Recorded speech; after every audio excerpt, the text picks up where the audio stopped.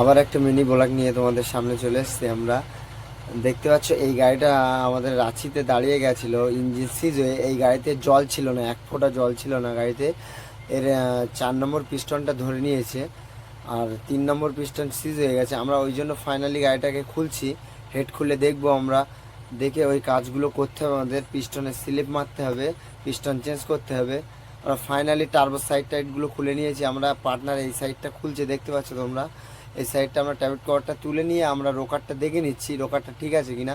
কিন্তু 1 নম্বর 3 নম্বর রোকার দেখছি আমরা ঢিলা হয়ে গেছে পুরো, দেখতে পাচ্ছ তোমরা। 1 নম্বর 2 নম্বর এটা ঢিলা হয়ে গেছে, এই দেখো পুরো লুজ হয়ে গেছে এই রোকারটা।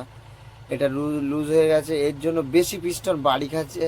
আর গাড়িটা অতিরিক্ত হিট হয়ে গেছে, গাড়িটা ওভার হিট হয়ে গেছে। গাড়িটাকে চাবির সিগন্যাল দিয়েছিল, তাও ড্রাইভার বুঝতে পারেনি। ওই জন্য আমরা নতুন পিস্টন দিয়ে ইনস্টল করে দিয়েছি। দেখতে পাচ্ছ তোমরা, নতুন পিস্টন আছে গাড়িতে লাগানো, স্লিপ চেঞ্জ করেছি, রিং নতুন দিয়েছি।